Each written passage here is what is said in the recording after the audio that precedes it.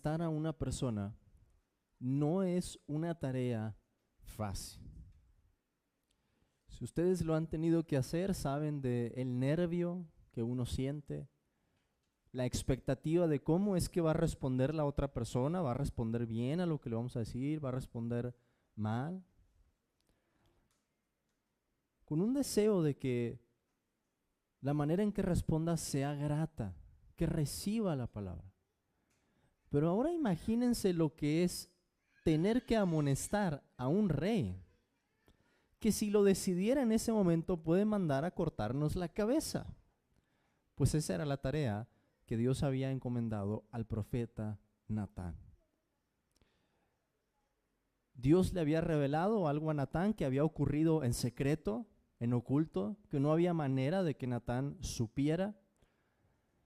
Y lo hizo para que detuviera el camino que David llevaba. Ahora, ya habíamos visto en este libro a alguien que amonestó a un rey y no le fue muy bien. Ese fue Samuel amonestando a Saúl. Saúl hizo oídos sordos, se quiso justificar, no hubo un arrepentimiento verdadero, lloró, pero no hubo ningún cambio, tan solo excusas. Con David, hermanos, pasa algo muy distinto y esta es otra de las ocasiones en las que la vida de David contrasta con lo que vemos en Saúl. David cayó gravemente en una condición oscura. Dios lo amonesta por medio del profeta Natán, pero la respuesta de David es muy diferente. Él se arrepiente. Y se arrepiente de tal manera que escribió uno de los salmos más preciosos que tenemos para hablar del arrepentimiento, que es el Salmo 51. Y creo, hermanos, que esta fue la ocasión por la que David también escribe el Salmo 32, en la que habla acerca del perdón. ¿Qué mayor momento tendría David como para saber lo que significa el perdón que después de una caída semejante? Así que si podíamos titular el capítulo anterior, David camino a la destrucción, podemos titular ahora este capítulo, David en la senda del arrepentimiento y del perdón. El Espíritu Santo nos revela en el capítulo 12 una escena privada en la vida de David. Primero lo hace revelándonos cuál fue el pecado del rey, lo que vimos en el capítulo anterior, y ahora nos lo hace revelándonos cuál fue el arrepentimiento de David. Lo que quiero que nos preguntemos, tal como en la ocasión anterior, hermanos, es ¿con qué propósito el Espíritu Santo quiso que esto quedara escrito para nosotros? Primero el pecado de David y, como vemos en esta escena, el arrepentimiento y la forma en que Dios lo perdona. ¿Qué es lo que aprendemos de ese episodio?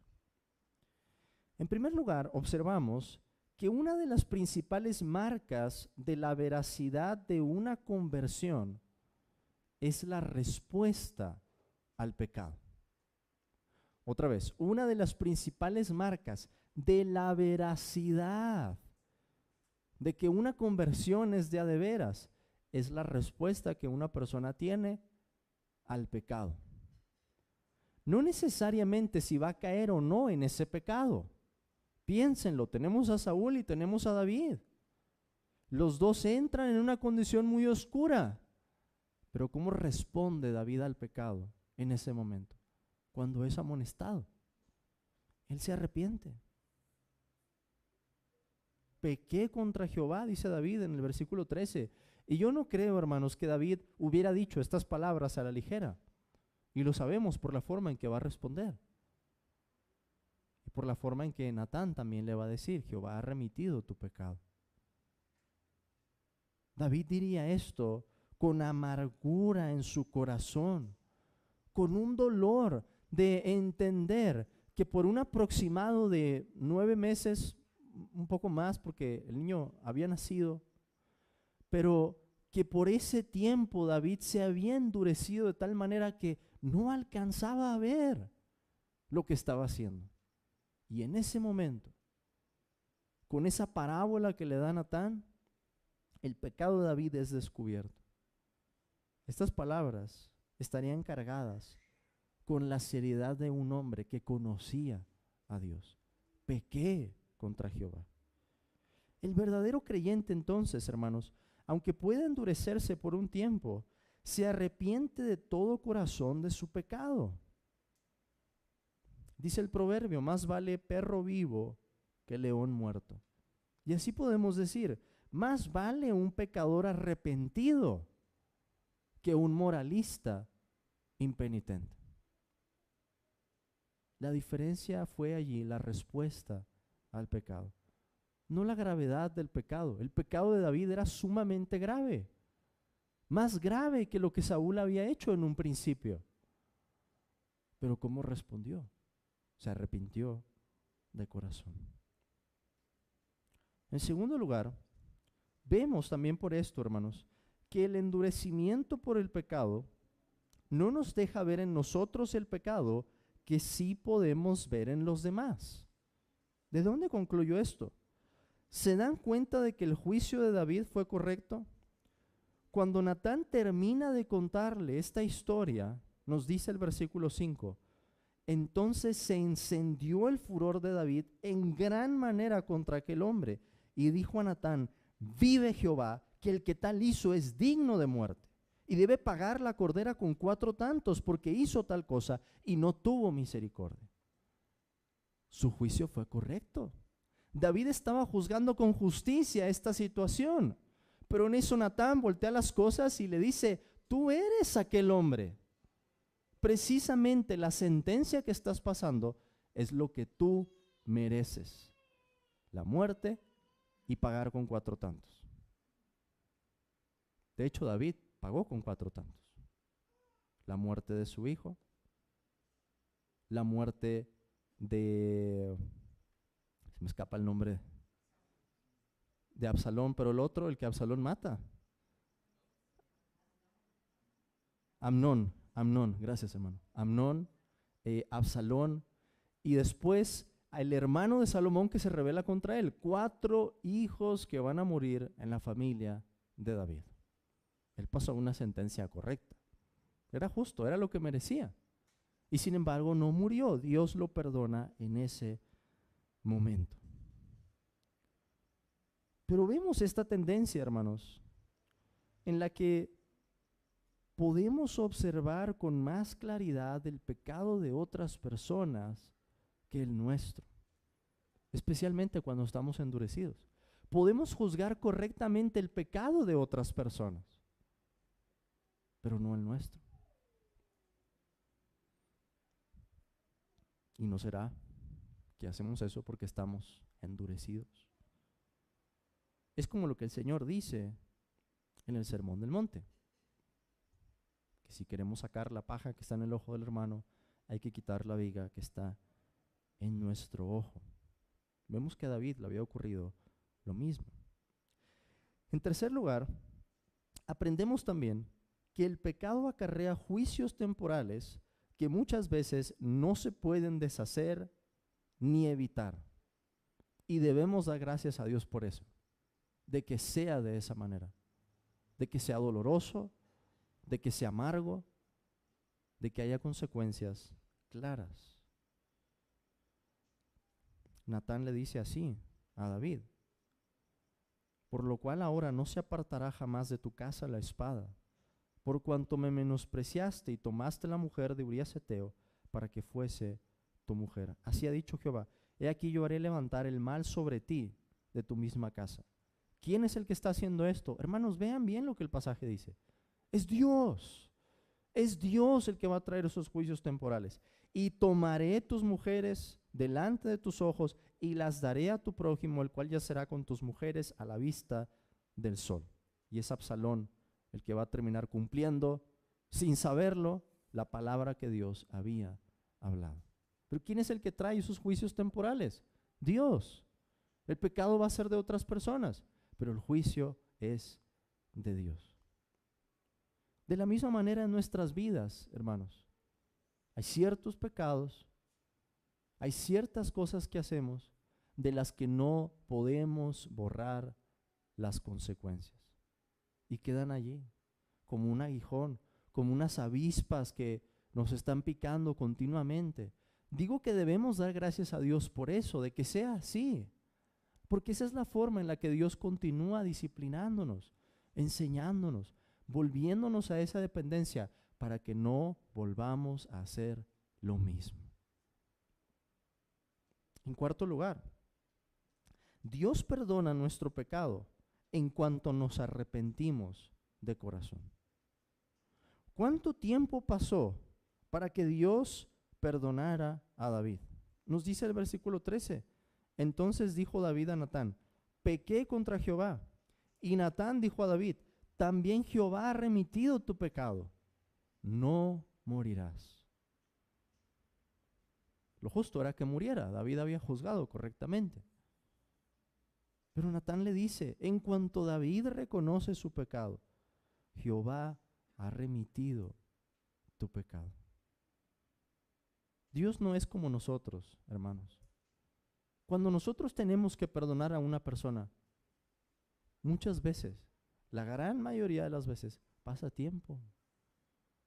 Nos es difícil, luchamos en el corazón, hay sentimientos de amargura, deseos de venganza. Y pasa un tiempo. Pero Dios no es así. Dios es amplio en perdonar. Por eso nos dice Juan en su carta: si confesamos nuestros pecados, Él es fiel y justo para perdonar nuestros pecados y limpiarnos de toda maldad.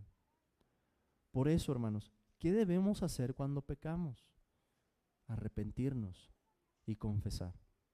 ¿Saben cuál es la tendencia muchas veces? No hacemos eso. Nos inventamos una penitencia. No somos católicos romanos, pero nos inventamos una penitencia. Y decimos: ¿cómo voy a orar en este momento? ¿Cómo le voy a pedir a mi esposa después, le voy a pedir perdón a mi esposa después de haberle hablado así? ¿Cómo le voy a pedir perdón a mi hermano después de haberlo insultado? ¡Qué vergüenza! ¿Cómo vamos a ir a la iglesia cuando nos acabamos de pelear? ¡Qué vergüenza! No, hermanos, así no funciona. Funcionaría así si Dios tardara en perdonarnos o nos pidiera alguna condición como para que nos volvamos a presentar a Él. Pero David pudo decir en el Salmo 51, los sacrificios de Dios son el espíritu quebrantado. Al corazón contrito y humillado no despreciarás tú, oh Dios. Dios recibe el arrepentimiento sincero como una ofrenda agradable, porque esa es la actitud que Él quiere ver. No dejemos pasar tiempo entonces, hermanos, entre el pecado y nuestro arrepentimiento. Además, ya casi terminamos. Dios, como el buen pastor, aprendemos aquí, moverá cielo y tierra para hacer volver una oveja perdida, haciendo uso, entre otras cosas, de amonestaciones severas como la de Natán. En otras palabras, nadie, hermanos, ninguno de nosotros podría perseverar si Dios no asegurara que fuera así. Si Dios no nos detuviera muchas veces de las decisiones tan miserables, tan pobres, tan pecaminosas que tomamos. Dios nos va a frenar. Dios va a poner a personas que nos hablen de esa manera. Si es necesario, Dios va a quitar cualquier paz en nuestro corazón o sentimiento de seguridad. Nos va a despojar de todo con tal de que nos volvamos a Él de nuevo. No fue sencillo para David después de ese momento. La espada iba a estar sobre su casa. Y David dice en el Salmo: vuélveme el gozo de tu salvación. David se quedó sin seguridad.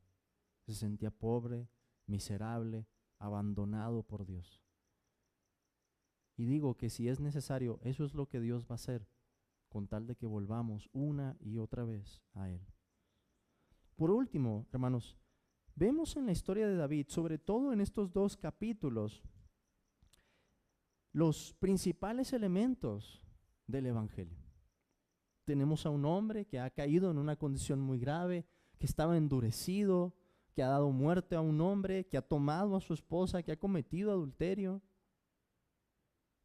El pecado. Pero también vemos la amplitud con la que Dios lo perdona, la forma en la que Dios se muestra perdonador. ¿No es interesante que muchas personas cuando ven la historia de David dicen, ¿por qué el rey pudo caer de esa manera? Y buscan justificar su pecado pensando en lo que David hizo, en lugar de pensar, ¿cómo Dios pudo perdonarlo después de hacer eso? ¿Y no es maravilloso que Dios nos ofrezca ese mismo perdón, que extienda la misma clase de amor? Hermanos, aún ante nuestro pecado más grave, el más oscuro, el más doloroso, el que haya causado más daño a otros también, el que haya sido más desagradable para Dios, y que podamos decir, Dios nos recibe de la misma manera que con David. Esa es la esperanza, esa es la promesa que tenemos en el Evangelio, que Dios perdona todos nuestros pecados y no se acuerda ya más de ellos. Si no conoces al Señor, ¿no quisieras tú experimentar lo mismo? Que Dios diga de tus ofensas más graves, te he perdonado por lo que mi Hijo hizo. No por lo que tú has hecho, no por tus obras de justicia, no porque seas un hombre muy santo, sino por lo que Cristo ha hecho, por el mérito de Jesús. Encontramos entonces en la historia de David, digo otra vez, sobre todo en estos 2 capítulos, los principales elementos del Evangelio. David era digno de muerte, pero Dios lo recibe. Dios extiende el perdón para él. Adoremos entonces, hermanos, pensando que hemos recibido esa misma bienaventuranza que celebraba David en el Salmo 32. Y Dios ha puesto nuestros pecados en el olvido, los ha echado en lo más profundo del mar, dice el profeta Miqueas, y ha prometido jamás volver a recordarlos. Amén.